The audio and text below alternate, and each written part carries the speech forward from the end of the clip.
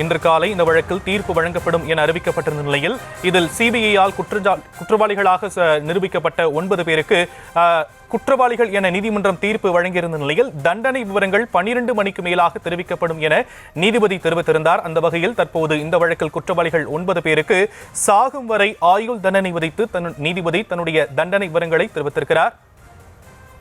இது குறித்து பேசுவதற்காக தமிழக காங்கிரஸ் தலைவர் செல்வ பெருந்தகை அவர்கள் நம்மோடு இணைப்பில் இணைந்திருக்கிறார். அவரிடம் பேசலாம். சார், இணைப்பில் வந்தமைக்கு நன்றி.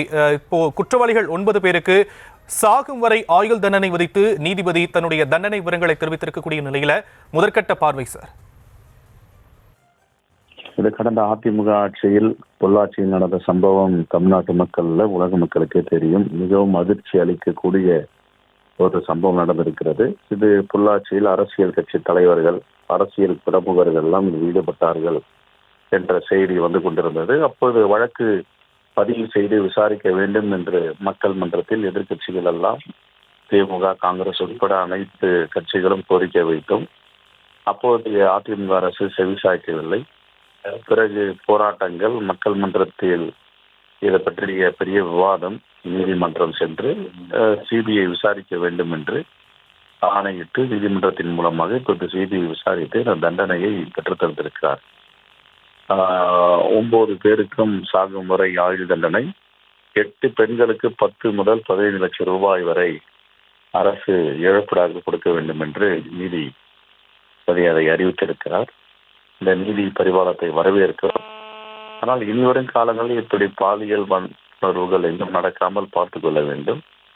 எதற்காக இந்த வழக்கை மறைப்பதற்கு முயற்சி செய்தார்கள், ஏன் உடனடியாக காவல்துறை நடவடிக்கை எடுக்கவில்லை என்ற கேள்வி எல்லாம் இதில் எழுகிறது. இனிவரும் காலங்களில் இப்படி மெத்தனமாக நடக்கக்கூடாது என்றுதான் ஒவ்வொருவரின் பார்வையும். தாய் தந்தை எல்லாம் பெண் குழந்தைகளை வேலைக்கு செல்ல வேண்டும், கல்லூரிக்கு செல்ல வேண்டும், பள்ளிக்கு செல்ல வேண்டும் என்று நிம்மதியோடு அனுப்புகிறார்கள்.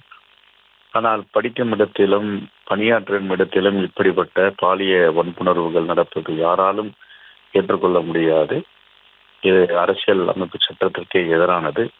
இப்படிப்பட்ட கயவர்களை கடுமையான தண்டனை விதித்திருக்கிறது நீதிமன்றம்.